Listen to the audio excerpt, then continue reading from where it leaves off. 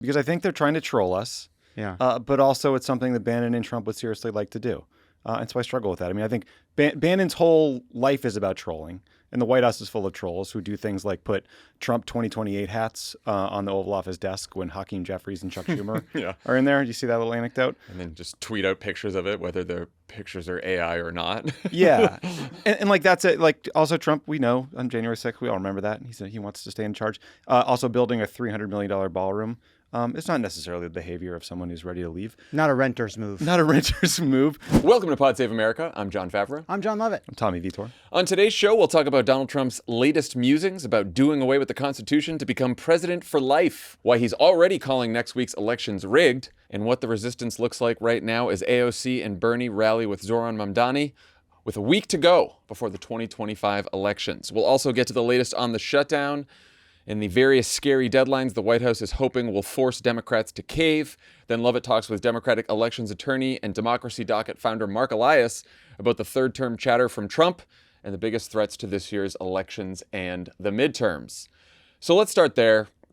Steve Bannon, our good friend, kicked up the Trump 2028 lunacy in a recent interview with The Economist, where he said that, quote, there's a plan for Trump to serve a third term, specifically, quote, Trump is going to be president in 28, and people ought to just get accommodated with that because Trump is, quote, an instrument of divine will, end quote.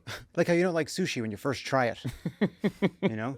Trump got asked about that on Air Force One on Monday morning as he traveled to Japan, as he spoke to reporters with Marco Rubio at his side. Let's take a listen. I would love to do it. I have my best numbers ever. It's very terrible. Well, we have great people. We have JD, obviously. The vice president is great. I think Marco's great. I think, I'm not sure if anybody would run against us. I think if they ever formed a group, it would be unstoppable. I really do. I believe that. They have Jasmine Crockett, a low IQ person. They have AOC's low IQ. You give her an IQ test. Have her pass, like, the exams that I decided to take. The first couple of questions are easy. A tiger, an elephant, a giraffe, you know. They couldn't come close to answering any of those questions. They cut the part where he goes, Marco, Diet Coke. Marco, Diet Coke. If you're watching this, Marco is going between, like, he's sort of smiling, then he's looking down, then he's looking a little like, what is happening? I want to invade Venezuela. Boston making fun of me. AOC did tweet this clip out by saying, hi, Mr. President. Do they have you draw a clock? Good for her. So we'll get to AOC in a minute. We'll leave the legal analysis to Marc Elias. And Lovett. And Lovett, of course. Sure. They did take an LSAT champion, right. I do want to start with a question about how you guys think all of us democracy lovers should be handling the fact that Trump and MAGA world just keep talking about a third term. There is a will he or won't he debate with no definitive answer for now. But what are we supposed to do with the information that Trump might try to serve a third term, or at least keeps telling us that he might? So I talked about this with Marc Elias, and I talked about the legal questions, which I think are really worth listening to, but also this sort of question for us, which is, like, how do we take it seriously without lending it more credibility than it deserves? And I think to answer your question, will he do it? Will he try? Yes. Will he succeed? No. Right? Like, we have to be unequivocal in saying that Donald Trump will not be the president of the United States in January of 2029. That is not possible. That is not in the cards. He may try. He may think he should be, but he won't be. And as Marc points out, as a lot of people have pointed out, there's no secret part of the Constitution we're not aware of that has like king mode in it, right? Like there's no like information that Steve Bannon is sitting on that were we to learn it would terrify us to our very core. Like we shouldn't imbue them with more power or like kind of magic sense of the American spirit than they actually have. So like we have to like treat it really seriously. He is going to try, but we have to not act as if he's already succeeding by being so afraid and terrified that he'll succeed. It's a bit of a conundrum because I think they're trying to troll us. Yeah. But also it's something that Bannon and Trump would seriously like to do. And so I struggle with that. I mean, I think Bannon's whole life is about trolling. And the White House is full of trolls who do things like put Trump 2028 hats on the Oval Office desk when Hakeem Jeffries and Chuck Schumer are in there. Do you see that little anecdote? And then just tweet out pictures of it, whether the pictures are AI or not. Yeah. And like that's it. Like also Trump, we know on January 6th, we all remember that. He said he wants to stay in charge. Also building a $300 million ballroom. It's not necessarily the behavior of someone who's ready to leave. Not a renter's move. Not a renter's move. But I agree with you, Lovett. I mean, I do think like, okay, so what do you do with that information? You do the same thing you would otherwise do. Like we win the midterms, we drive down as favorables, we fight all the things we're going to fight. And we also remember, like you just said, it's not popular. There's some polling on this back in August. Democrats are more likely than Republicans to think Trump will run again because we like to catastrophize. But it's not popular broadly. I mean, 91% of Democrats, 77% of independents said that Trump should not try to run again. When asked, What is with those 9% of Democrats? I don't know what they're doing. Maybe they think he'll lose. Do you have a Republican number there? There was a question about whether presidents should only be able to serve 2 terms. 52% of Republicans agreed. So it's an uphill battle for Mr. Trump to win a 3rd term. Not saying he can't do it. I honestly, I think we cannot predict even whether he'll try or not, and we can't predict whether it'll work or not because, like, who knows what might happen? We couldn't have predicted anything in the last 10 years. But I actually just don't think you have to predict either or even wonder about either. Like, I think the 3 choices are: you either ignore it, you say that we shouldn't tear up the Constitution to install Donald Trump as a dictator. I like that choice. Maybe we That's a good one. just campaign against it, start moving public opinion against it, so to get those numbers up that Tommy was talking about. Or we trolled them right back by saying Obama will see him on the campaign trail. We'll see him right there. Like if you want to read tea leaves about, because like you'd say, okay, the Supreme Court's never going to allow that, which I think there's good evidence for. Amy Coney Barrett on her book tour was asked about it twice.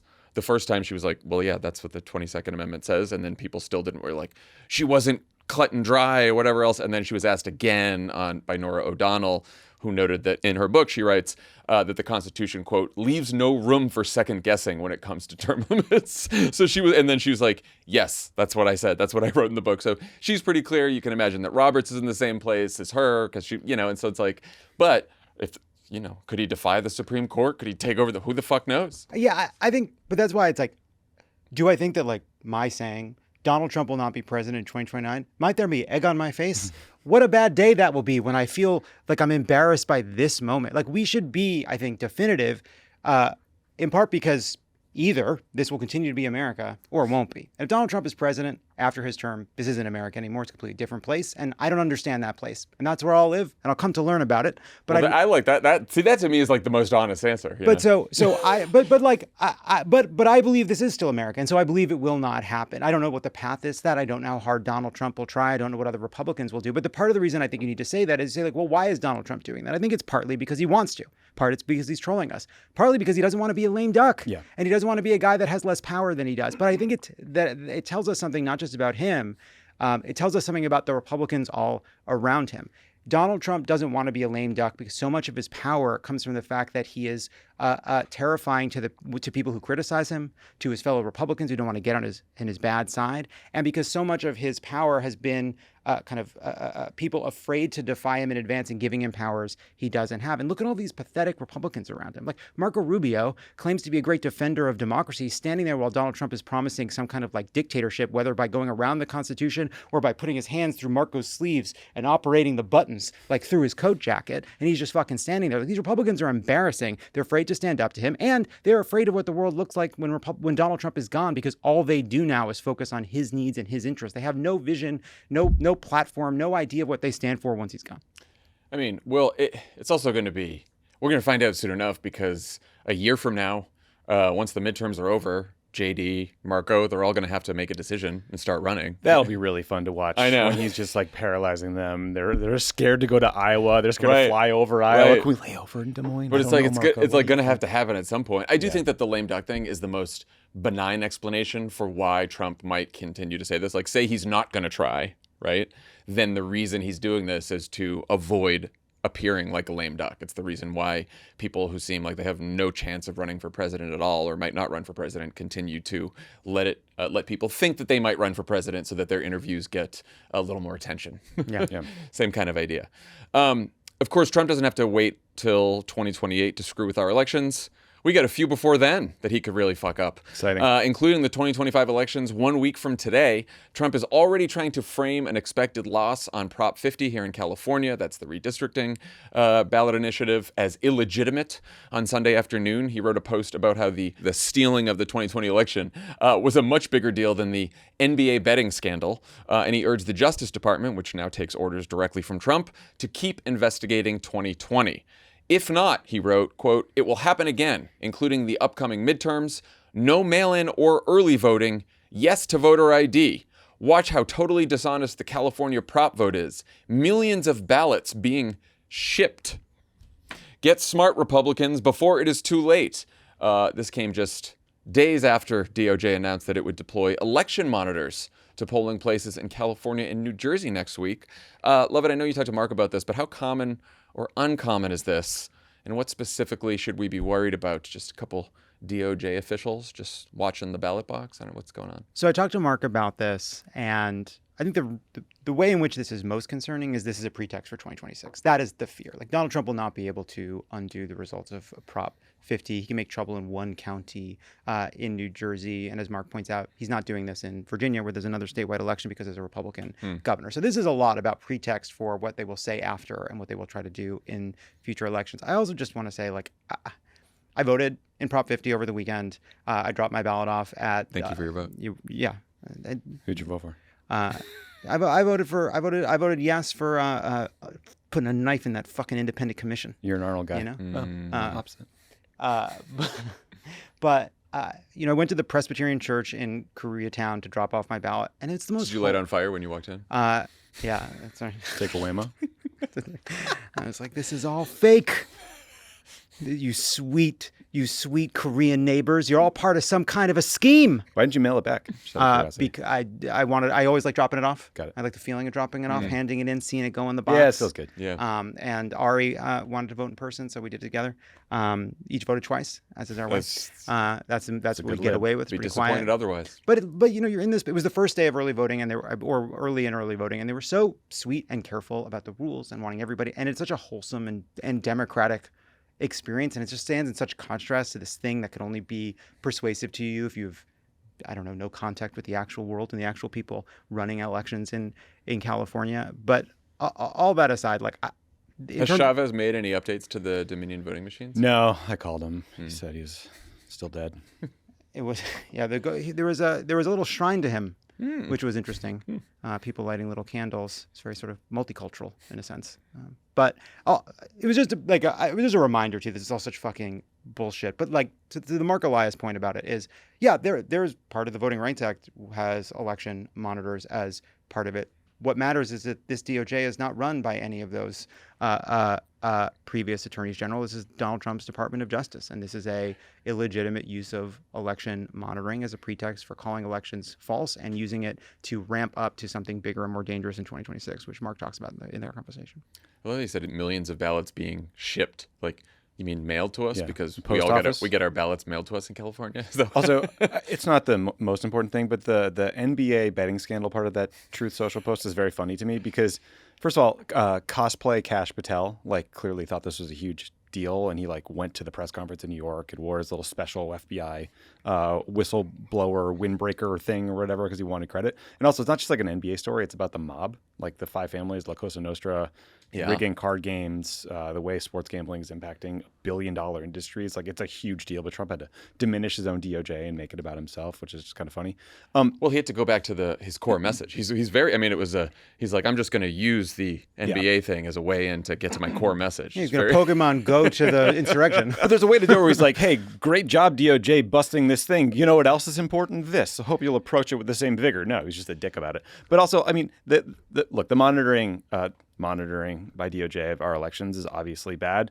It will happen in just Democratic districts and where places where people of color live, and especially in California, it's some of the most heavily Latino parts of the state. In Jersey, it's one county, I think, with a lot of immigrants. Mm-hmm. There is a concern that they'll just collect information that Trump will then feed into his, disinformation propaganda machine.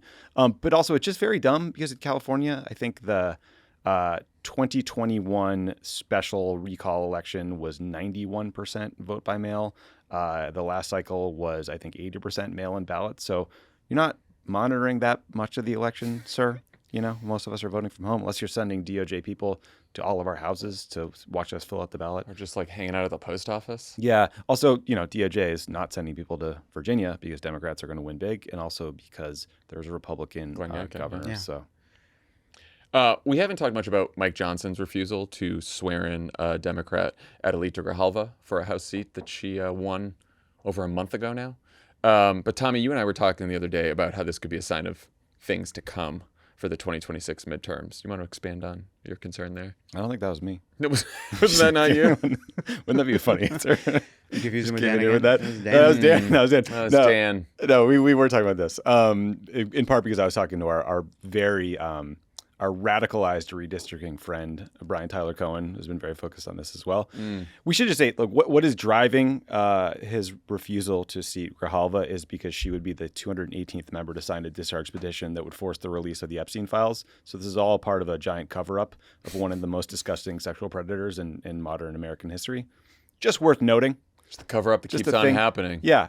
So I'm not later. I'm not a lawyer or an expert in this. I should have run into your interview and screamed to the mic at Elias. But the way it's been explained to me is like the Constitution is not self-executing. There's not like a clear statute that says when a member of Congress needs to be sworn in. Often there's language like new members shall be sworn in by X date from the election, but that's not the case here. So I'm told it's not unconstitutional not to swear, and it's just a huge breach of norms. And so much of our democracy is propped up on norms, which are being shredded in the Trump era. And I think there's a lot of concern that the Arizona AG has a lawsuit trying to force Johnson to seat her, and if that fails, that could create legal precedent that seems to bolster his argument. And a lot of experts seem to think he is almost certain to lose because you're basically asking the courts to adjudicate or dictate how the speaker runs the House of Representatives, including elections. And SCOTUS in the past has found that Congress is the ultimate authority on how to handle those elections, as we learned in 2021, 2020. So, you know, it's concerning that you can imagine a scenario going forward where there's closely contested midterm elections in 2026, and Johnson is like, oh, we're just not going to seat all those ones the Dems won. Because, by the way, he just ceded to members who won special elections in Florida within like 24 hours after their election, even though they were not in session. Yeah, I worry about this a lot ever since I read Steve Posner, the professor, wrote in The Bulwark like a month or two ago, this piece about what Johnson might do in the midterms. So in the Constitution, it says, each house shall be the judge of the elections, returns, and qualifications of its own members. And what that means is, say you have an election that's decided by a couple votes, 20 votes, 100 votes, whatever. There's a recount. State certifies it for either the Republican or the Democrat. But then you go to Congress and say, I don't trust the state certification, and we need another investigation of the election. So the House Rules Committee or some committee in the House then can do their own investigation. And then the House, without any judicial review, can make the final vote on who to seat. And in since the first session of Congress in 1700s, 128 races have been overturned out of 35,000. So it doesn't happen often, but it has happened before where the House decides to seat someone. So I didn't get into it in too much depth because I was really there's a lot of dark Democratic news, and I was trying to get to the places where we have some levers, and this is to come. But what Elias was talking about with me, which is worth listening to, is that there's a lot of shenanigans Johnson can get up to in the lame duck. Who the clerk is actually matters. Like there's details that will matter because you're thinking about this with norms, not laws. But on the other hand, come 2027, Mike Johnson isn't the Speaker of the House.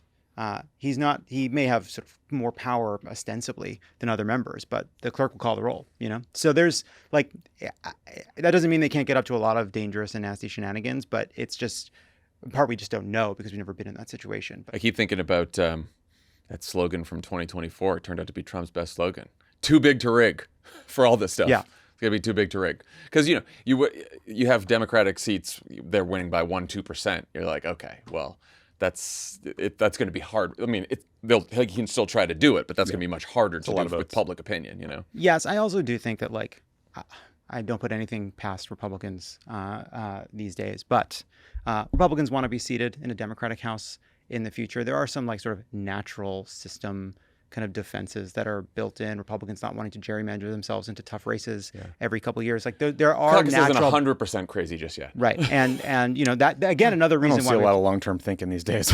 I don't know. Well, right. I don't have a lot of confidence in that one. Not in all of them. Not in all of them. You don't Yeah, need to be all of some them. of You just them, need food. You'd have to get almost every single Republican Especially to make this work. Last election, Trump tried to overturn the 2020 presidential that he lost. It is still a big focus for him and his government. On Friday, Trump added a few names to his list of people he wants his Justice Department to prosecute. Former Special Counsel Jack Smith, former Attorney General Merrick Garland, former FBI Director Chris Wray, and former Deputy Attorney General Lisa Monaco. Trump seemed to accuse them of signing off on the collection of Republican lawmakers' phone information in 2023 as part of the inquiry into Trump's efforts to overturn the 2020 election, which he also accused them of rigging, even though he was president and none of them except for Wray were in government at the time. The Post concluded, these radical left lunatics should be prosecuted for their illegal and highly unethical behavior. So in the Post, Trump referred to Operation Arctic Frost. Anyone want to explain what that is and why Republicans are trying to make it famous? Tommy, you want to do Arctic Frost? Sure. What they're really mad about. So this is the FBI effort to look into the false elector scheme and Trump's efforts to steal the 2020 election.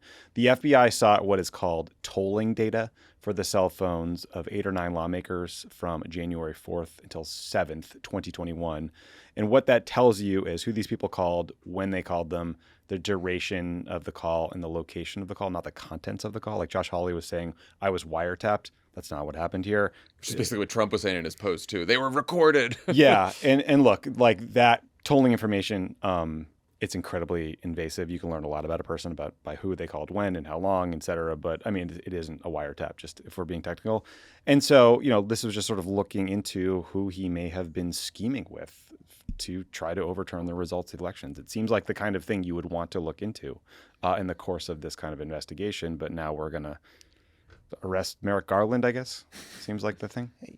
By the way, we have, senators like Ron Johnson kind of with envelopes full of fake electors in their pockets, right? Like it's not these guys are acting as if the idea that they would ever be part of a scheme to overturn the election is so ridiculous and ludicrous that it defies imagination. A fucking disgrace. Meanwhile, Josh Hawley put his fucking fist up in the air. A bunch of Republicans tried to overturn the election. It's completely reasonable to look into what their actual involvement was in the scheme. And they're trying to, because they need to pretend as though the insurrection either didn't happen or was some kind of a protest with a few broken windows that everyone is politicized. They have to now pretend that any sense in which this might have been a broader conspiracy that involved them is offensive to even to suggest. You guys see any of the excerpts from John Carl's new book? I have a copy of it in my house, but I'm not ready yet. So I just saw one excerpt I think he tweeted out. Do you know that Jack Smith and his team wanted to move to disqualify Eileen Cannon as judge because of all the shit she was pulling, and at least tried to, wanted to at least file a motion to see if they could do that. And you know who stopped them? No. Merrick Garland's Justice Department. Norms. So, yeah, that's the guy that was spying on Republican members of Congress and trying to get Donald Trump. He was he was a double agent. It's a lot of Trump's biggest benefactors are getting prosecuted. Jim Comey, Merrick Garland. It's true. Fucking put him in the Norms wing at the federal prison. They're all going to fucking end up in. Especially when you're called the Garland wing. He is the Garland wing. It's a monument to yeah, I mean, he is the embodiment of norms. We really did bend over backwards to say, like, maybe it does just take this long. Maybe it is this hard. Maybe it was this slow. Absolutely fucking unbelievable. Now we're bent over the other way, I guess I should. Nice to be bent over one way or the other. Over forwards. That would hurt. Yeah, we only hey, John, a lesson in politics. You can only bend over one way, my friend. That's what. The Pilates. I think we're on the same page. Today's presenting sponsor is Simply Safe Home Security. Halloween is this week, but what's more spooky than the current political landscape? Boy, is it, John. Who's the biggest ghoul of the week?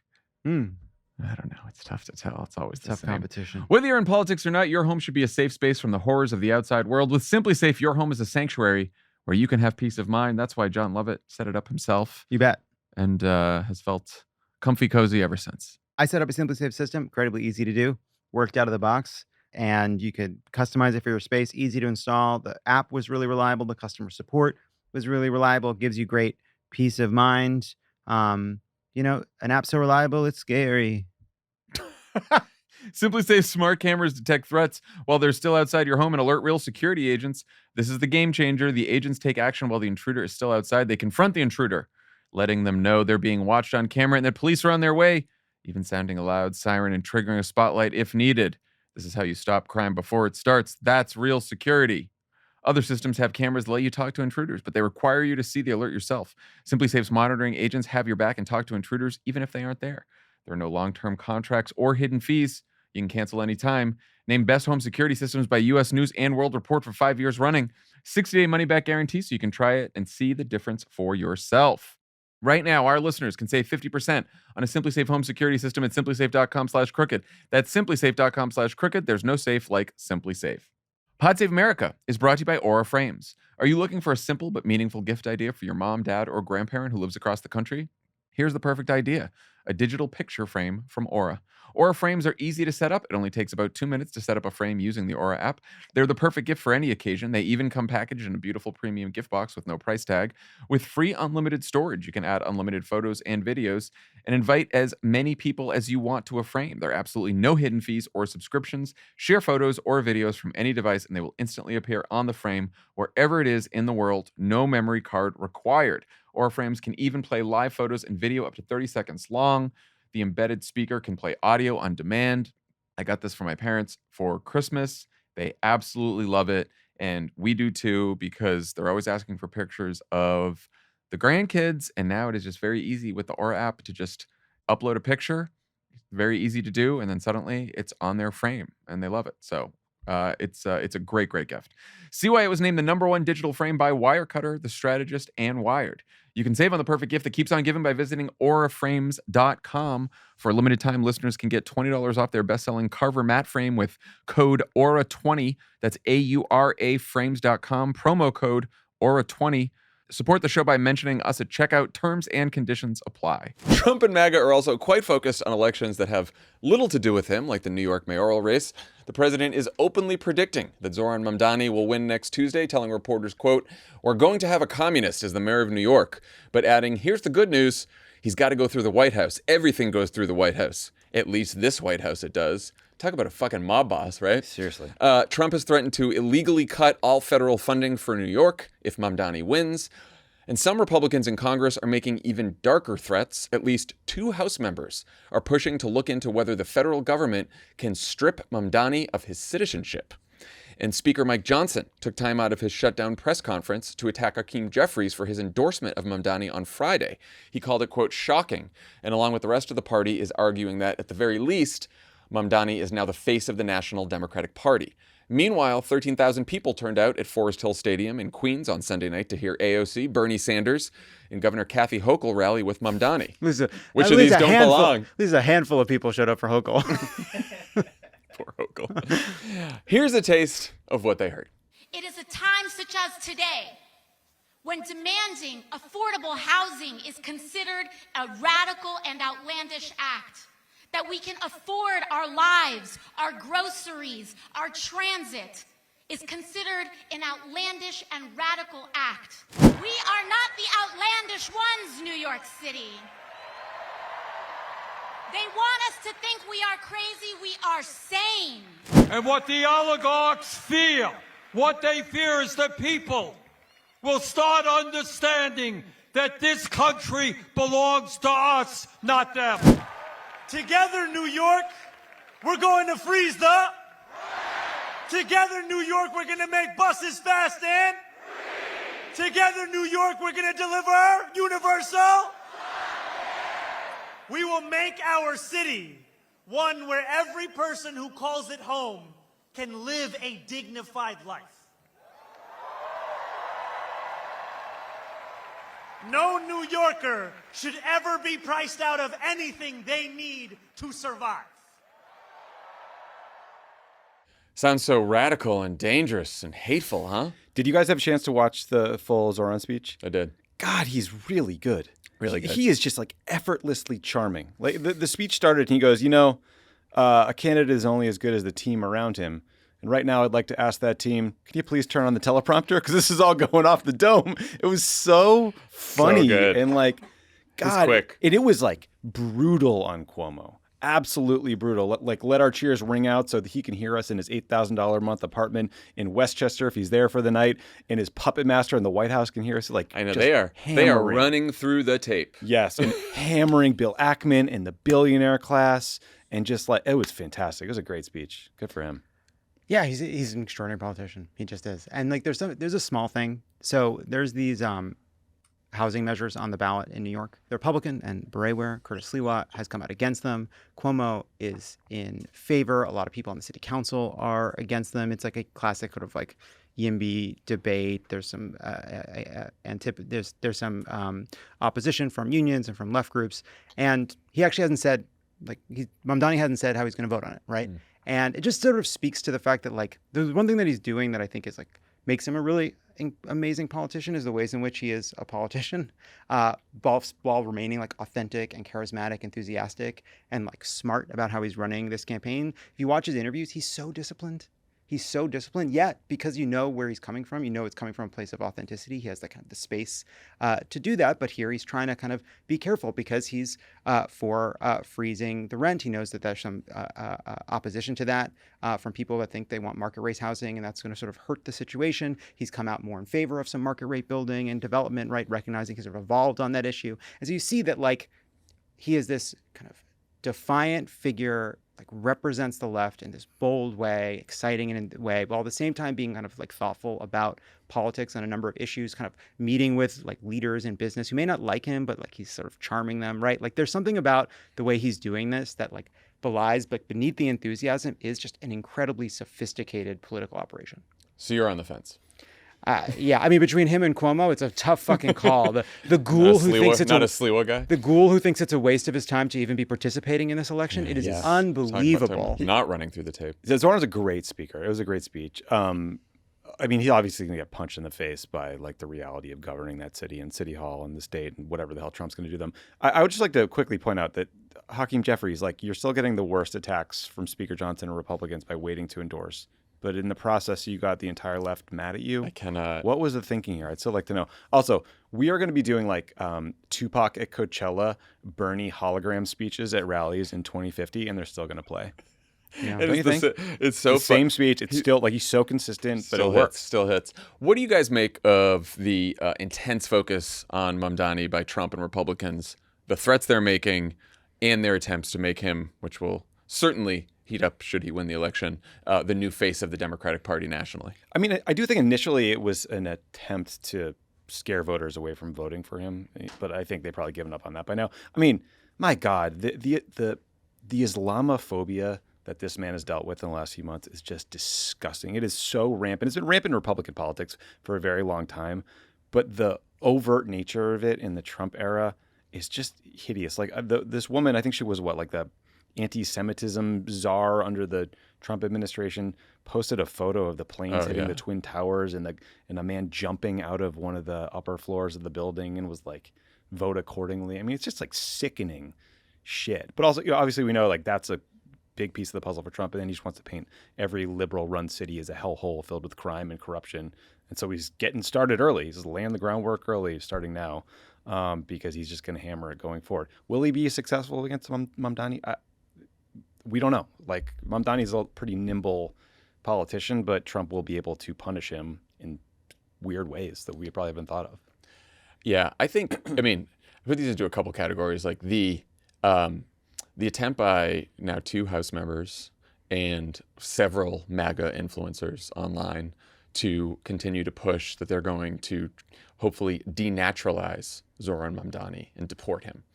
And talk about taking things seriously. I take that very seriously. Very much. Because Stephen Miller has wanted to expand denaturalizations, which are very rare and complicated and hard to do, but he wants to like supercharge it. He said this publicly for this term. They're looking into it.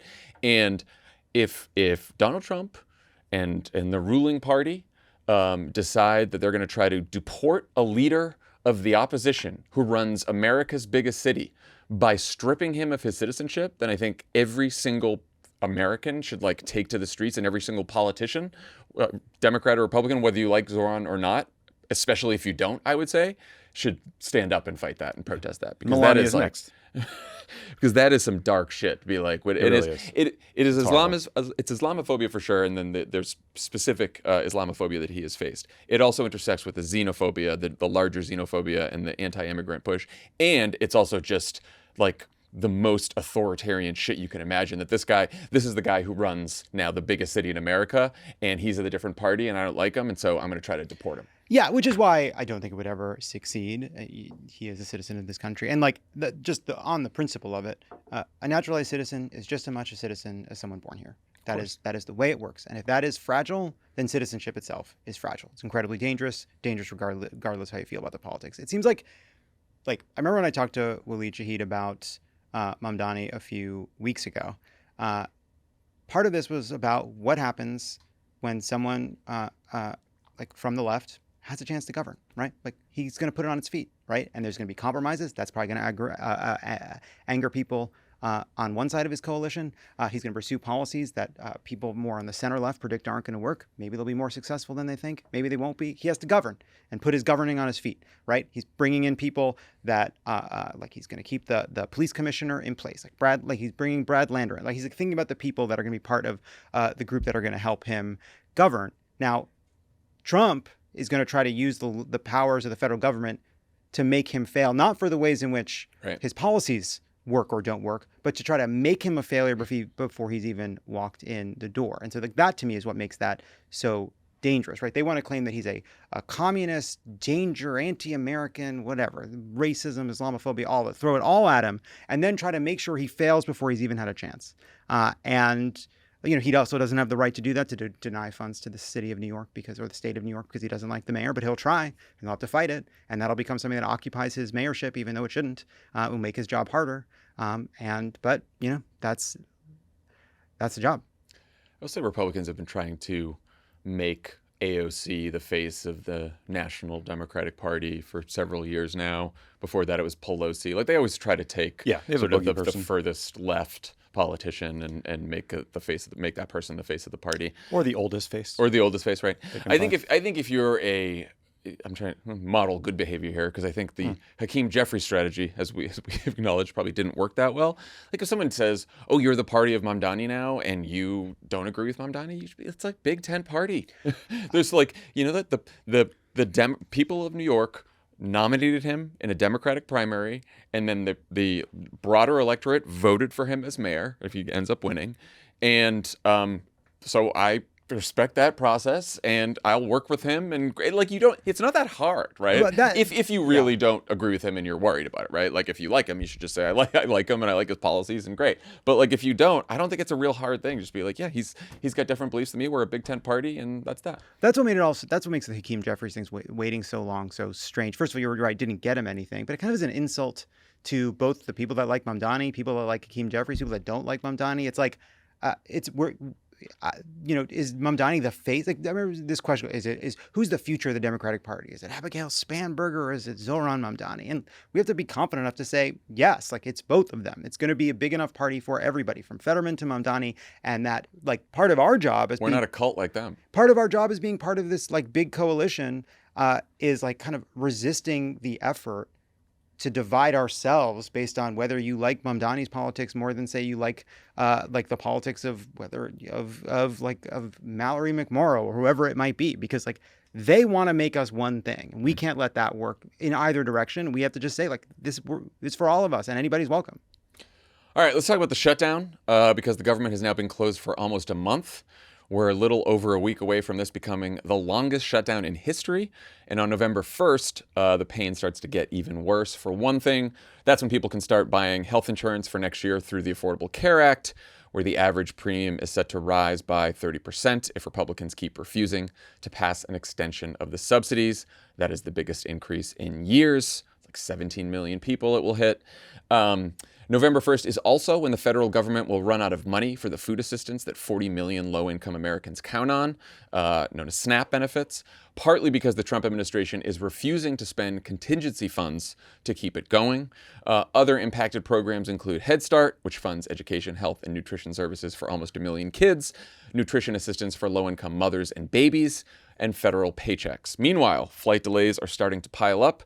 There was a ground stop here at LAX over the weekend, apparently because of air traffic controller shortages. On Sunday, Transportation Secretary Sean Duffy was asked whether it's even safe to fly now, and he did not respond with an unqualified yes, which, gave me a little extra anxiety. I love it. And yet, despite all of this, Mike Johnson still has the House in recess, which he said on Monday is actually a great thing for all involved. Let's listen.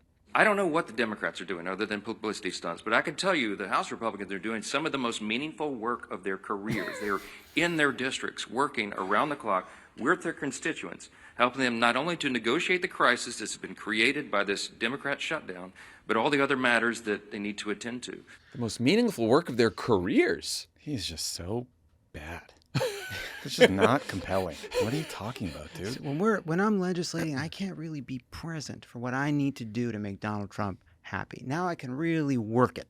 Now I can really put my head into what I am trying to do. Really get at all the parts of what it takes to make Donald Trump feel satisfied. Yeah. Wow. What's the app called? Covenant Eyes. Anyway, You guys write laws for a living, right? Could do that. So just checking. Could do some lot of work there. Also on Monday, the country's largest union representing federal workers urged both parties to reopen the government as soon as possible. Do you guys think any of this should change the calculus for Democrats who have so far stood strong and have been reading encouraging polls? I don't think the AFGE comments, the big government union comments, should change the calculus. I think, or any of it. I would just more broadly too. Well, yeah, but just on the AFGE point. Yeah. I mean, I do think they were saying the same thing before the shutdown started. Look, the Democrats have said we're closing down the government to prevent people from seeing their healthcare costs maybe double. I just saw an article that New Jerseyans who purchase health insurance through the state's exchange will see an average increase of nearly 175% in their premiums next year. So, that's what Democrats are fighting for. That's what we're fighting to fix. The problem has not been addressed, not even close. So I think we need to stick to our guns here. I know it's going to get really tough, but I'm just not seeing anything that would change my calculus, even Sean Duffy not being good at the job. Also, he wants to run NASA too, by the way. Great. Makes sense. Guy's in outer fucking space. So the SNAP example that you mentioned, I think it's worth talking about for a second. So there's this contingency fund for funding gaps for SNAP. It's about $5 or $6 billion. It's sitting there. They got it. The USDA had a memo that said, in the event of a shutdown, that's one of the contingencies. We'll have this money and we can use it to help people. Doesn't cover everything, but it'll work for a time through a funding gap. That was posted on their website. That was something they all seemed to believe was true. They took that down, and now they're saying, oh no, legally we can't use the money during a shutdown. Now, Trump was willing to kind of extra legally move money around to pay troops at the Pentagon, both moving money inside of that budget and also getting money from the outside. Paying ICE agents too. But when it comes to supplemental nutrition assistance, Right. They're going to draw the line. Why are they doing it? They want to make the shutdown worse for people. They want to make people feel the pain of of kids to feel the pain of not having the food assistance that their parents rely on. And then they want to visit that pain. But it's for a good cause. But for a good cause. Cutting healthcare. Yeah, the sacrifice you're making is so that others, many others, can make the sacrifice of paying more in healthcare premiums. And keep in mind, so that they can keep the filibuster. Because, again, Republicans could end the shutdown tomorrow. And so that they can keep in place the several $1 trillion in tax cuts that they want for the richest human beings on Earth. So to me, that should be galvanizing for what this fight is about. That's what they're willing to do. They're willing to they have the power to send out checks to people to provide food assistance. And they're choosing not to make the shutdown worse so that they can visit political pain on Democrats. But that's a small example of the larger way in which they're governing, which is what the shutdown is about. Yeah. Yeah, I would just keep saying, look, either sit down with us to talk about ways to prevent premiums from increasing, or end the shutdown yourself by changing the Senate rules if you think it's so painful. And the point of Speaker Johnson's bizarre spin there is that Republicans are not even in Washington. Right. They're not even in session to come together and meet and figure out a way through this. Also, come November 1st, a lot of people think, once the open enrollment in ACA and the Affordable Care Act, the window's open now so people can go shopping this week and look online and see what the prices are. So people are starting to realize that the prices are going up. And November 1st, you can start enrolling. And most of the experts think that, once you get past November 1st, even if they make a deal, they're not going to be able to stop premium increases from hitting in 2026. At best, if they extend the subsidies, they'll be able to save 2027. Brutal. But we're getting to the point now where it's just going to be too late to even fix the premium increases. So then it's like, then what are they doing? I didn't realize that. It's getting very, very late because they, they think if a deal was made like by the end of this week, they could go back in, the states could recalculate, and the insurance companies could recalculate. But it's like it's getting much, much tougher. One of the major leverage points for Republicans was supposed to be paychecks for the troops. But as you've probably seen, MAGA billionaire Timothy Mellon has stepped in anonymously to put up $130 million to offset some of the missed checks and benefits. Not the way things usually work. No. Private donations that's what we have, a tax system, actually, and a government. Right. Might be illegal. Ostensibly. But what do you guys think? Sure seems illegal. There's a law called the Anti-Deficiency Act that prohibits federal agencies from spending money beyond what Congress has appropriated. Also, just as a practical matter, $130 million, that's a lot of money, but there's 1.3 million U.S. service members, so it's like $100 a pop. So it's not really going to cover the shortfall. I'm not sure what they're going to do with it. It covers 1/3 of one day's pay for the force. That's what AEI came out with. One missile. It's just weird. Like, this whole thing is weird. I don't know that I want to focus only on the donation to pay for the troops, because that feels like historically good messaging. But I'd love to see Democrats total up all the special interest money going towards doing favors for Donald Trump, like all the corporations that are swooping in to bribe him by paying for the new Trump ballroom. That's part of it. Like, there's all the money that's the crypto cash, the real estate deals, the plane from the Qataris. Like, we got to find a way to drive more attention to this stuff and put more scrutiny on it and just ask why. What is Timothy Mellon getting in exchange? Why would anyone do this? It's very weird. I was going to say, I'll tell you what I don't like. A privately funded army. No. Right. Under the control of the president and maybe that guy. Funded by one of his biggest donors. Yeah. I don't think that's I don't think that's good. Look, the that's bad messaging. The Constitution's pretty clear. The power of the purse belongs to that guy. Timothy Mellon. So, yeah. He can raise an army and Donald Trump gets to control it. Yep. Cool. There are a lot, this is one of those classic things, we've been trained by years in kind of old politics. That's like, money for troops, good, right? And you get attacked if you don't want money for troops. Yep. So this guy's going to make a $130 million donation. It's hard to total up the fortune of the Mellon family. It's vast. It's vast fortunes. But it's, somewhere around, let's say, $14 billion by some estimates, benefiting vastly from Trump's tax cuts. Billionaires added $1 trillion in net worth during Trump's first term. 1 year of the tax law gives $117 billion to the top 1% of taxpayers. Like, I'm glad this guy wants to feel like a patriot because he paid the troops for 45 minutes or the better part of the day. Donation. And you know what? Like, I'd rather the money go there. Some reporter dug it up. I'd rather the money go there. I also think air traffic controllers deserve to be paid. I think nurses at the Veterans Affairs deserve to be paid. So I talk about who's making an anonymous donation to the air traffic controllers. Yeah, maybe we should have a system where we get to the airport, we can pay them ourselves. Everybody, the pilots can go around with a little fucking bag. We go put money in to pay the air traffic controllers. We have a way to do this. And Donald Trump understands as well as anybody that there's no such thing as a free lunch. Like, maybe this guy was moved, his heartstrings were tugged. He also apparently donated money to find Amelia Earhart's planes. He seems to have an emotional relationship to his money, and he does things with it as he can, because we live in a society with an elite class of people that inherited vast wealth like this person. But there's a reason we don't want the ballroom to be paid for by corporations, and we don't want to go to the crypto.com arena state for fucking dinner. Because we live in a democracy and we collectively decide where the money goes. We have a great way for billionaires to pay for the military. It is through the tax system. And they have made that more difficult while allowing this man to feel like a hero of the week for covering the first shift. And that's bullshit. Well, one more clear-cut example of Trump unilaterally inflicting economic pain on the whole country is his punishing tariff regime, which is why inflation is now higher than it's been since the Biden years. The current president doesn't seem to know or care. Late last week, Trump halted trade talks with Canada and raised tariffs by 10% on all the goods we get from our neighbor to the north because of an ad run by the province of Ontario that dared to feature excerpts from a 1987 Ronald Reagan speech where Reagan cautioned against imposing tariffs. And the Katy Perry Trudeau thing. Every once in a while, you support. feel fucking stupider just saying the sentence. Yeah. Like what?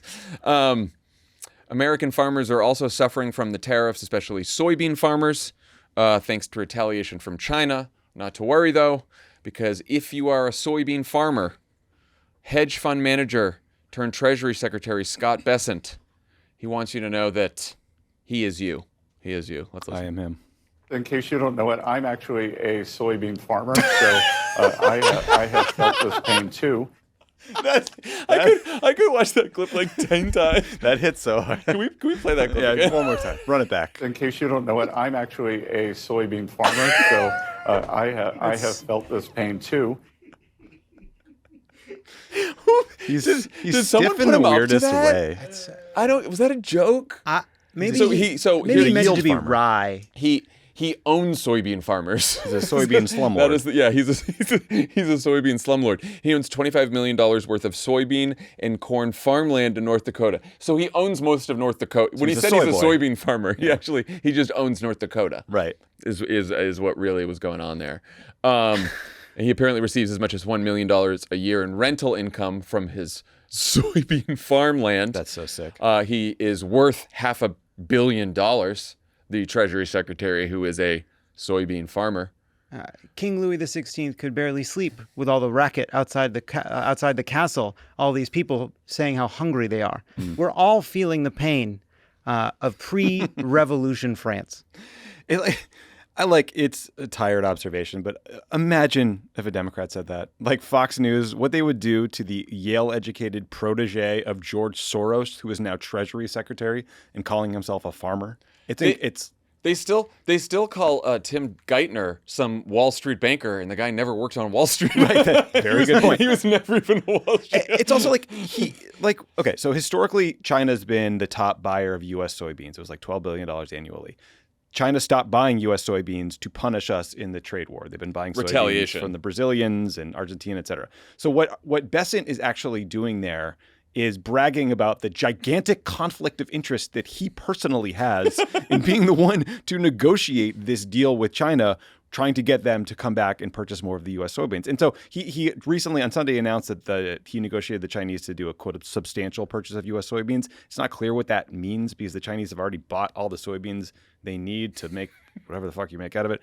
And so it's not clear how much more they will buy. But like Trump keeps stepping on this same rake. Like in 2018 and 2019, China stopped buying soybeans too, hurt U.S. farmers. We had to bail them out. It seems like we're coasting towards that outcome again. Do you think Tofu is one thing you can make. Yeah. Soy sauce. Soy sauce. There we go. Edamame. Again, soy boys. Do you guys think American consumers understand that the higher prices we'll all be paying are a necessary sacrifice to punish Ontario for running a TV ad that made Donald Trump mad? It's like, I'm sorry, folks. They ran a nasty TV ad up in Ontario, so now you're all paying more money. Now, I'm raising the Gonna cost tax- of goods at Walmart. Because I was there's her out an of context. Because I was ad. mad about an ad in Ontario Uh, that was honest, that featured Ronald Reagan just saying something. We're so fucking far Also, the legal that's down the really rabbit gonna. hole here. It's really gonna. I'm telling you, that's not gonna help the legal case. I was about to that, say. the reason he's not consulting Congress on the tariffs is because it's a national security an emergency. Yeah, I do think back to that ruling by Immergut about how like you can be deferential to the president while recognizing that words have meaning. Did Congress really intend to make the president a kind of a fucking petulant tariff god who can punish speech in other countries he doesn't like, or actually in this case, speech in our own country from another country that he doesn't like, with a 10% tariff on all these fucking businesses, domestic buyers, domestic consumers, because he's kind of fucking annoyed that Ronald Reagan's words are being thrown in his face to send a signal to other countries not to dare speak ill of him in our public arena. They also already stopped the ad. Yeah. And it wasn't like Mark Carney did it. But the tariffs remain. Such a petulant baby. Did you guys, here's some tough news after all this. Did you guys see that the argument did a national poll? What would happen if Trump and Kamala ran against each other in 2028? No. Oh, You want to know? You want to know the Yeah, results? tell me. Kinda. I do. 51-49 Kamala. So she is on top, 51-49. So there's some progress. Yeah. MOE, baby. I just hate living in a country where it's like Trump could bomb New York and it's like 48-52. He did lose some of those young people that Yeah. he won in 2024, but the base remains. They think it was funny. The approval rating. I think that you made this point when the approval rating has basically been static since about 2015. It really is.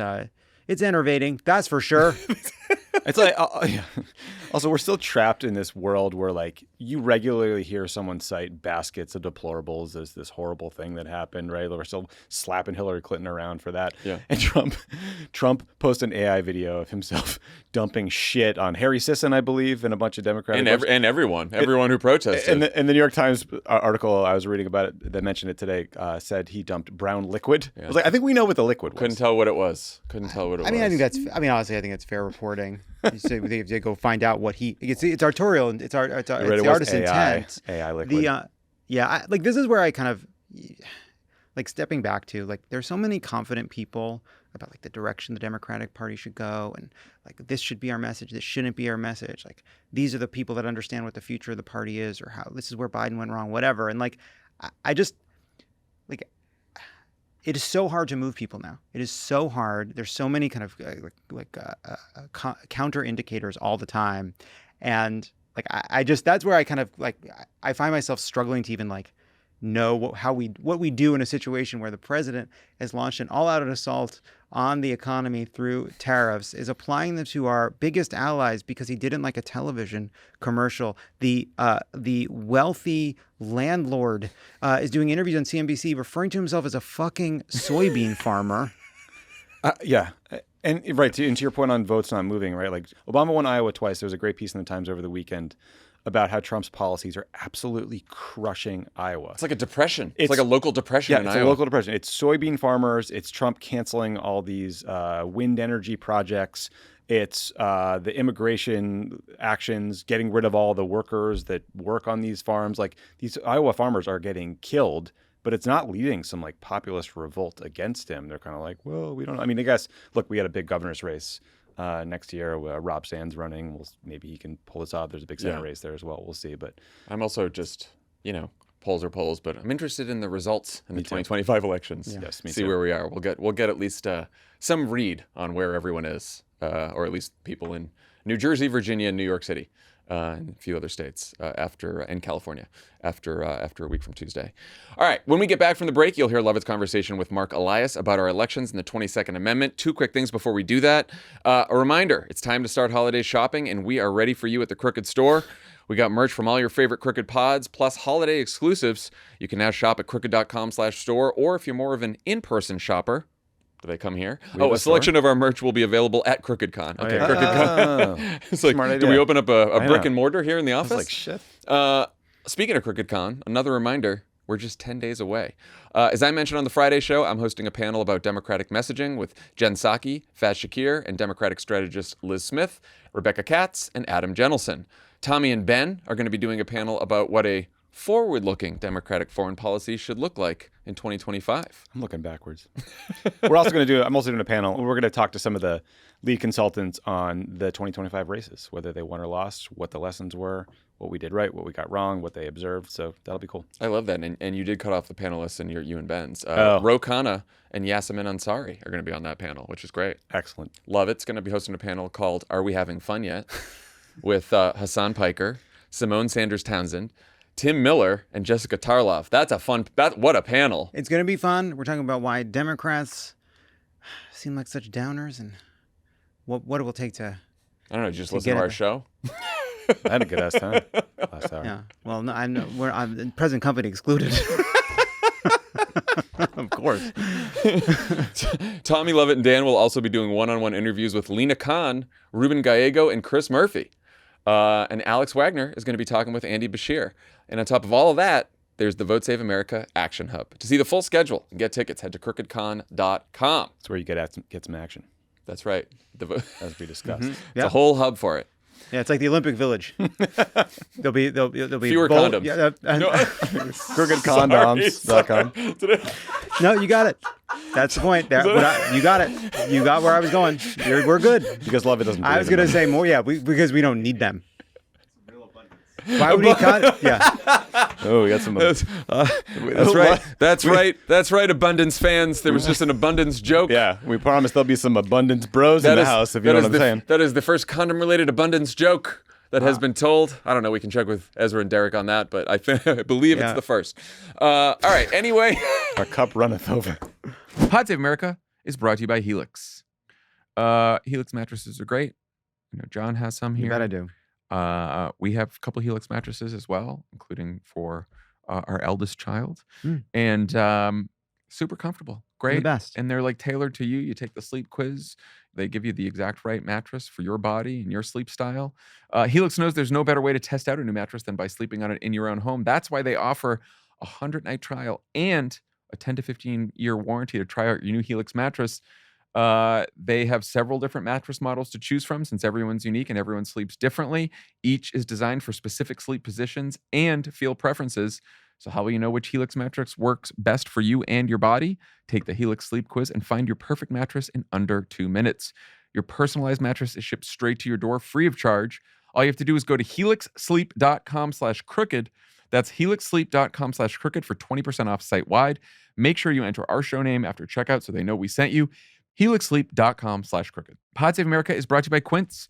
As the weather cools, I'm swapping in the pieces that actually get the job done. For getting the fall job done. The important thing is that's how I talk. We talk about our pieces. I'm like, you're wearing a nice piece today, Lovett. What a beautiful autumn piece. Have you thought about swapping it out for a different color? Yeah, well, because it is cozy season, John.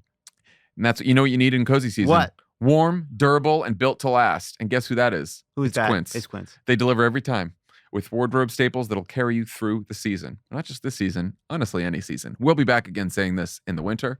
We'll be saying it in the spring. We'll be saying it in the summer. And in some sense, every room in every air-conditioned building is somewhere between spring and fall, you know, when you think about it. Or if you're in our winter office and summer that we share, it's winter and summer. Quince has the kind of fall staples you'll actually want to wear on repeat, like 100% Mongolian cashmere from just $60. $60 for Mongolian cashmere. What? Classic fit denim and real leather and wool outerwear that looks sharp and holds up. Got my eye on a suede trucker jacket, perfect for layering and looks really casual but put together. By partnering directly with ethical factories and top artisans, Quince cuts out the middleman to deliver premium quality at half the cost of similar brands.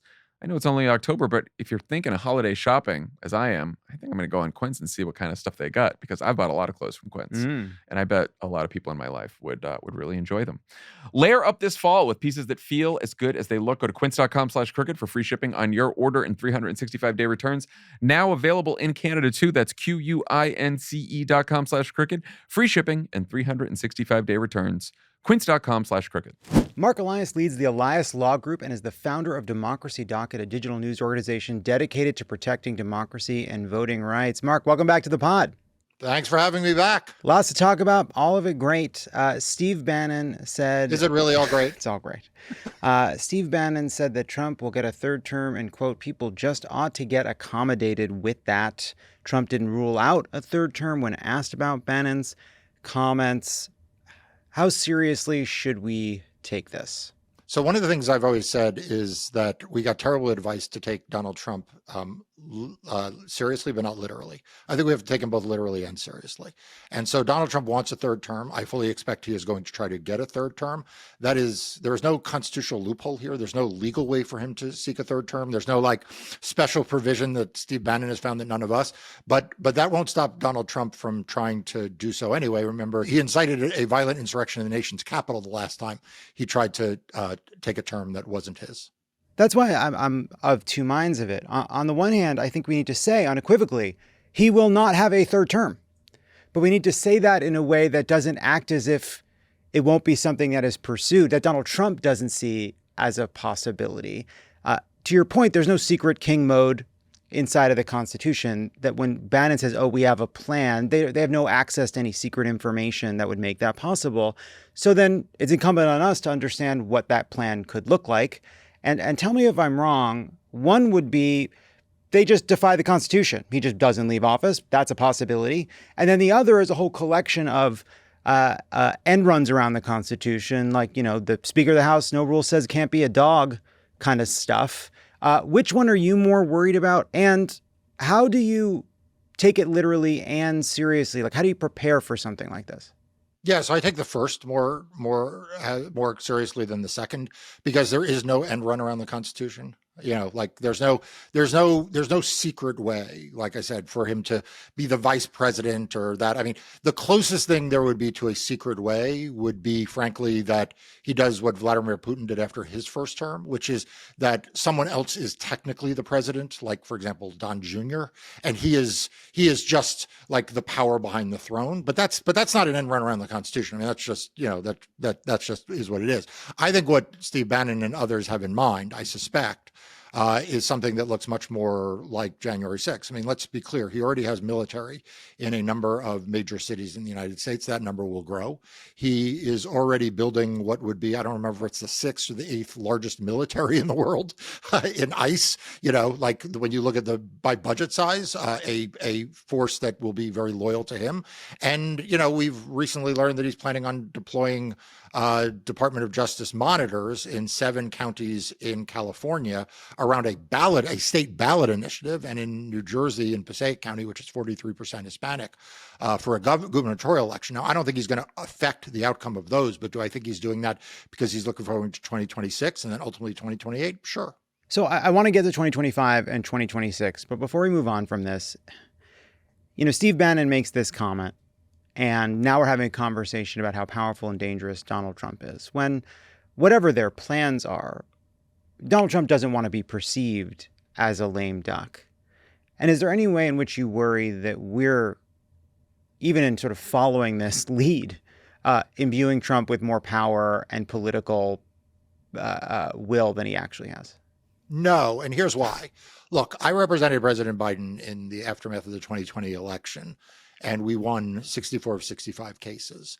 What those cases got more and more desperate over time. They got less and less meritorious over time, but they actually gained more and more political support among Republicans. People don't remember this, but one of the last cases that went forward was the state of Texas suing 4 Democratic states directly in the Supreme Court to throw out the election results. Now, that case was never going to succeed, but what happened was that wound up getting the support of a majority. Almost all of the Republican state attorneys general signed on to a amicus brief there, as did 126 House members. Those 126 House members were led by and organized by a backbench Republican at the time from Louisiana named Mike Johnson. And 126 Republicans signed on to this effort.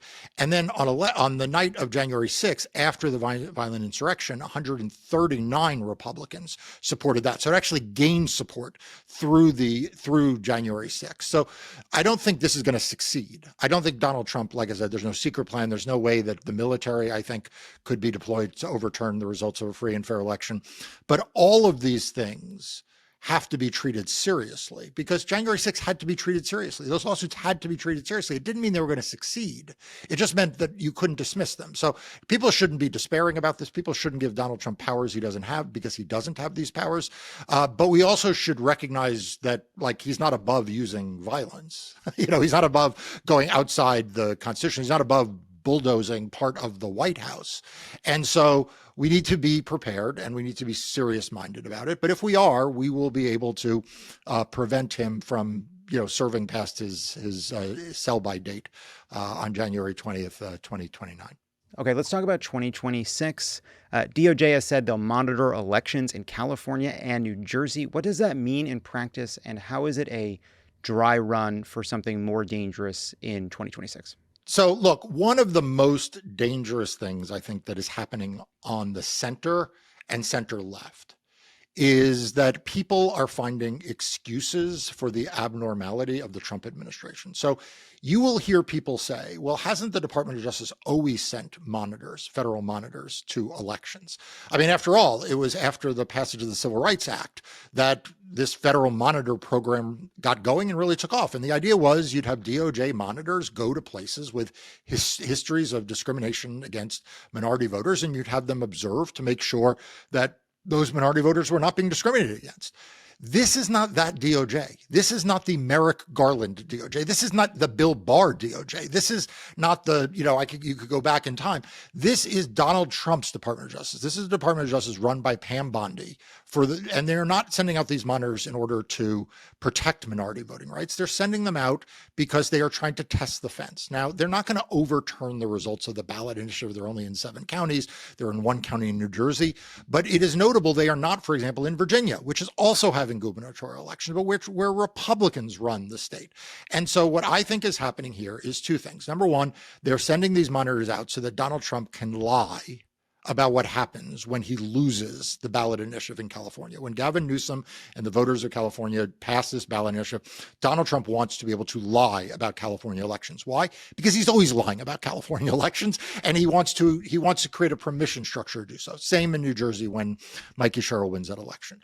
As he moves forward, though, to 2026, that lie both helps start to delegitimize those elections in 2026, create a permission structure for these federal monitors to be much more widely deployed in 2026, because they'll say, look, we deployed them in 2025 and nothing bad happened. In fact, they uncovered fraud, right? So you can see the building of a big lie narrative that these monitors are part of. And then in 2026, you have more monitors, more places. You have the military, more places. You have Donald Trump claiming that there should be no vote by mail. There should be no states that have absentee voting except for people in the military. And in his latest social media post, he says there should be no early voting. That's right, no early voting. And so you can start to see all of these things coalesce as we head towards 2026, in which he lies about what happened in 2025. He uses that as an excuse to do more egregious things in 2026. And then he claims that there's fraudulent voting that requires greater federal action. And do you worry about that being in place in 2026 in such a way that election results will be questioned, that there's a possibility that even in 2026, we won't be able to count on the outcomes of those elections? Or is that more for 2028? No, I think you put your finger right on it. And I think you used the right verb, questioned. Right. I'm not saying that we will not have elections in 2026. Of course, we'll have elections in 2026. Actually, dictators quite like elections. The question is how fair and free they are.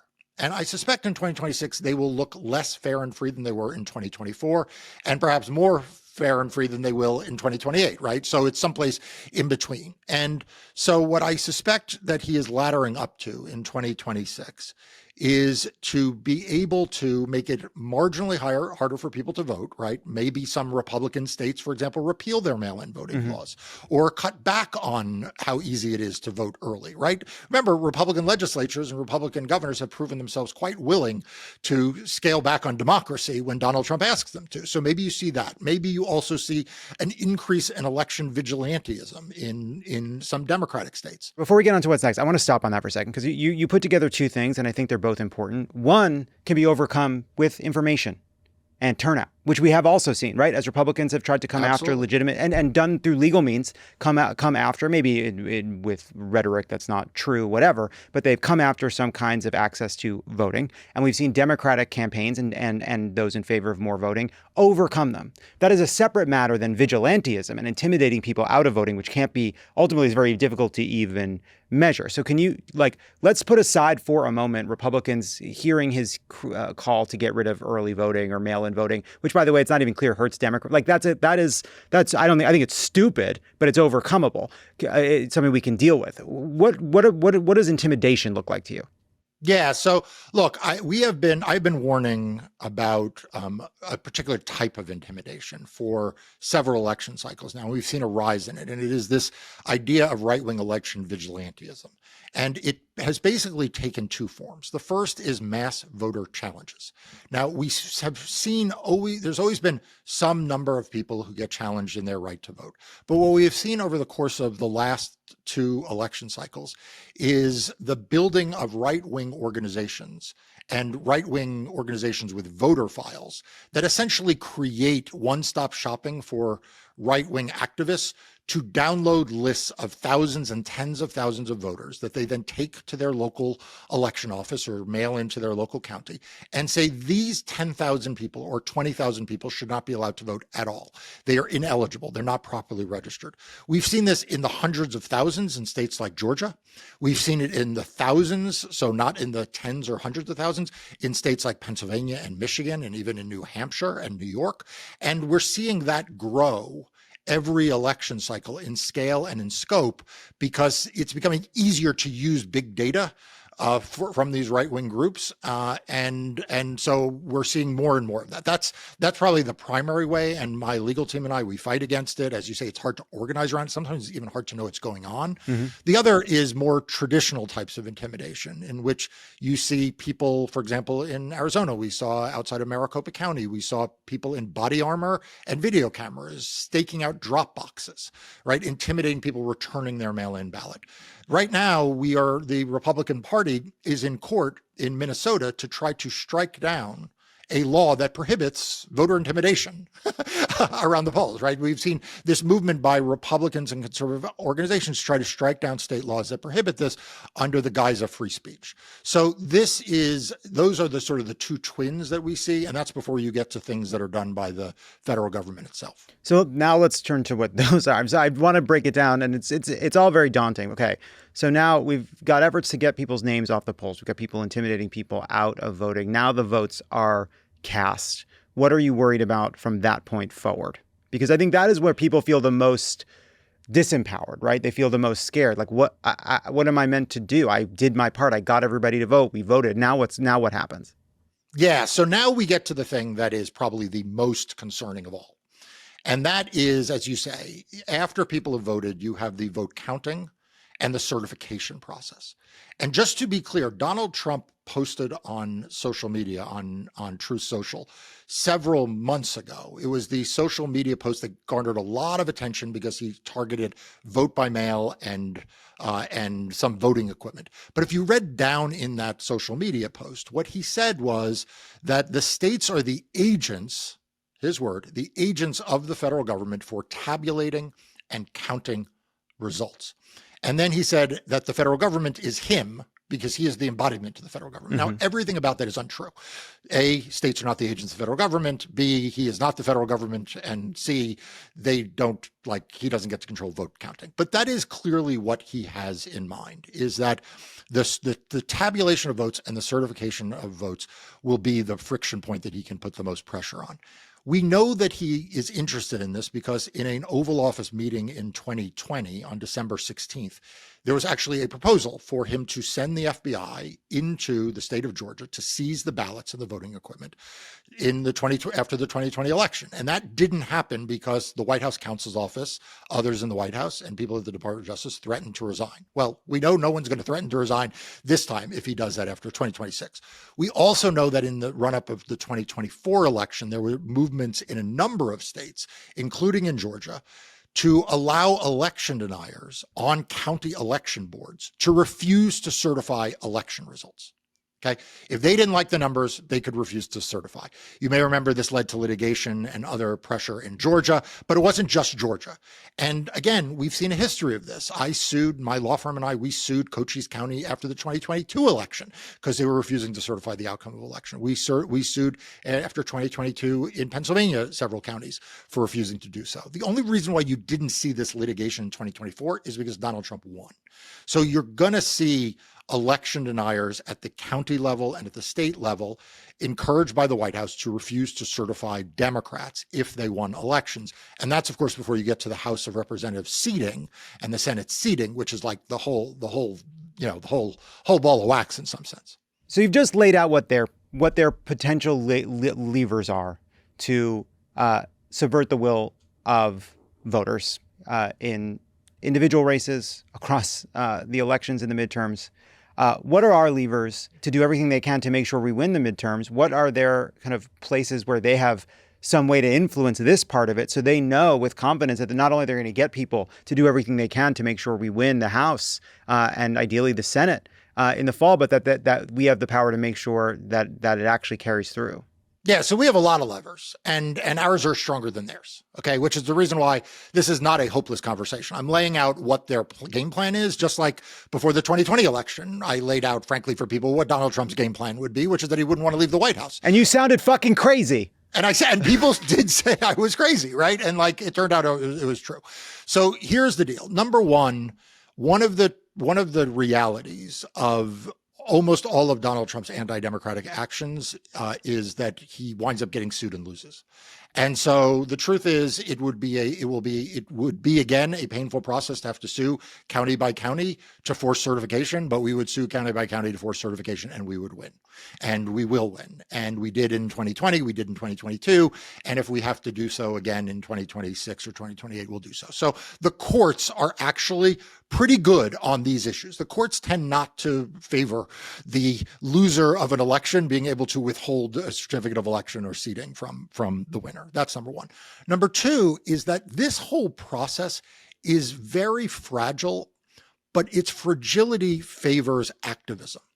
And so one of the reasons why Republicans have been successful in some quarters here is because they've been willing to be very loud. Remember Rudy Giuliani and all the people claiming that they were they were kept out of the counting and then banging on the windows in Michigan and right?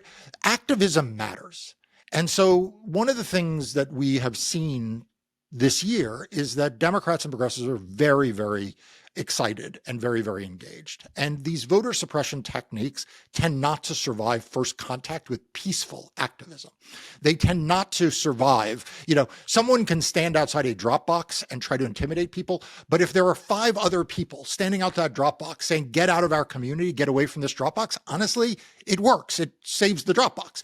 If people think that they're going to subvert the will of the election after the election by refusing to certify, one of the ways that doesn't happen is that people notice and they protest and they go to the county board meetings requiring certification. Let me tell you a really quick story. This whole idea of refusing to certify elections has its origin in Wayne County, Michigan, following the 2020 election, when the 2 Republican members of the Wayne County board were told by the White House not to certify the election. Donald Trump called these local officials. It's a 2 Republican, 2 Democratic board. And at first they weren't going to certify. And then if you remember, people like you sounded the alarm. And the result was that Democrats in Wayne County flooded that county board. It was actually an online canvass. It was in the middle of the pandemic. And as a result, the Republicans, they relented, right? They didn't want it. They were willing to do this in quiet. They were not willing to do it if it was a public spectacle. And the same thing happened at the statewide canvassing board. When people thought the Republican canvassing board members at the statewide level would refuse to certify. But there was a public outcry and public attention, and they did certify.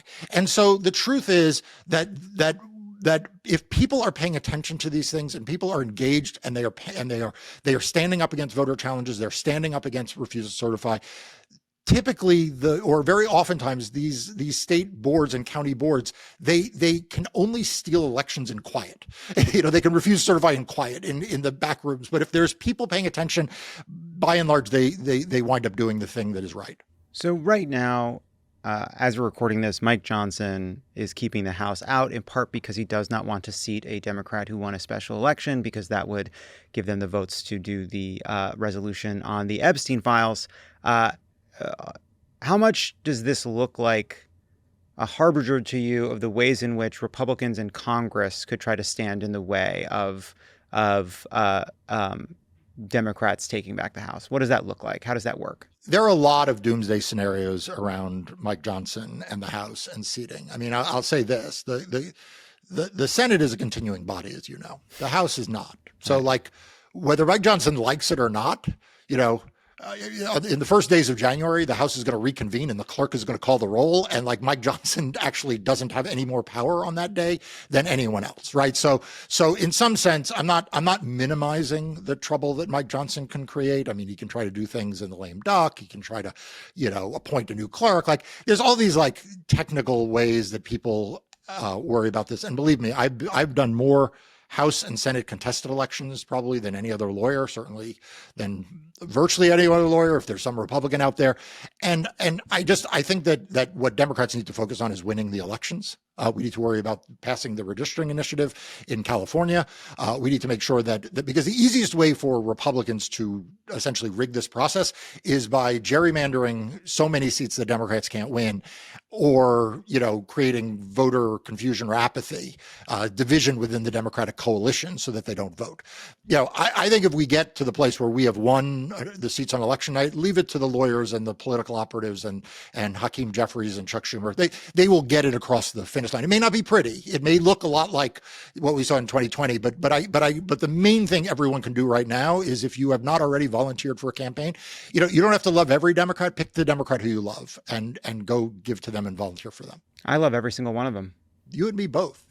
I'm this is the thing. This is the thing about me, is I don't do inter-party squabbling. Like, I don't do like when people say to me, "Oh, what about, Sinema and Manchin?" And what I say is that the only reason why you focus on Sinema and Manchin is because every Republican voted against voting rights. Every single one of them.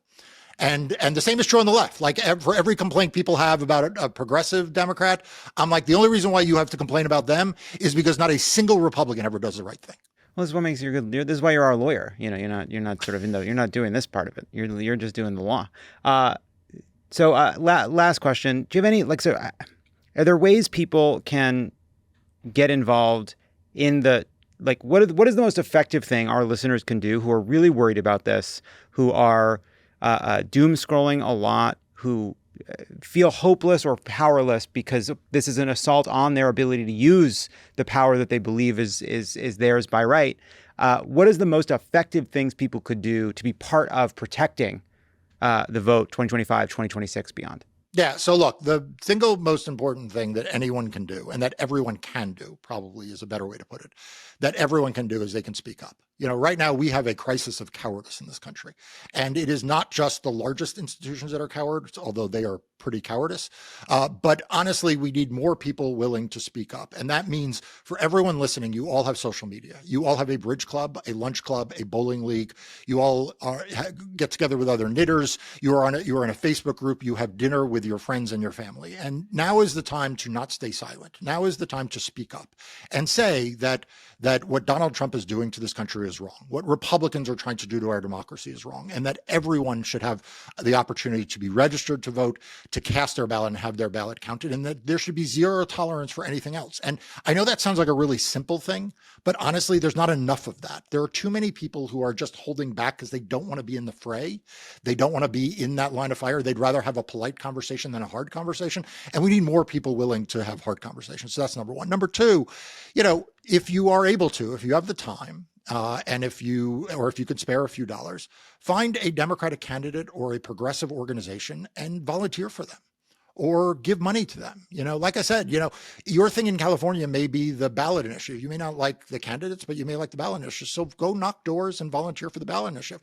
On the local level, you may say, look, I don't really care for partisan politics at all, but there is a civic organization like the League of Women Voters who is registering voters. Or you can go become a poll worker by getting trained, right? Because we need good election officials doing honest work in every place in this country, right? So there's a way for you to engage locally in in the community everywhere you go. And then the final thing is, I always say this, people think that judges live in these like separate communities. One of the reasons why we tend to win so many cases is because judges live in the communities and they go to their kids' soccer games just like you do. They go to the local mall just like you do, or the local diner. And the more we create a sense in communities that we expect that our elections will be fair and free and that they will be representative, the more likely we will wind up with good outcomes. The watching not just the No Kings rallies, which have been inspiring, but watching what's going on in Portland and what's going on in Chicago and to some extent in LA is actually it is both terrifying and terrible, but it is also at a civic engagement level quite admirable. You're watching people put themselves out there and saying, you're not going to do this in my community. You're not going to drag people away in the middle of the night on my watch. You're not going to disappear them to gulags while they're my neighbors. And we can all do that in all aspects of our life. And when we get closer to voting, that can be part of us too. If you see someone who's afraid to go to the polls, go with them.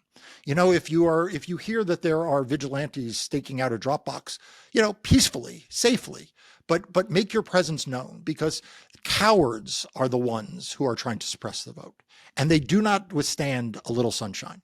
Thank you so much, Marc, for being with us. And Marc will be at CrookedCon. He'll be on a panel, I believe, with Jon Favreau, talking about the ways we can fight back. Is that right? Did I get that right?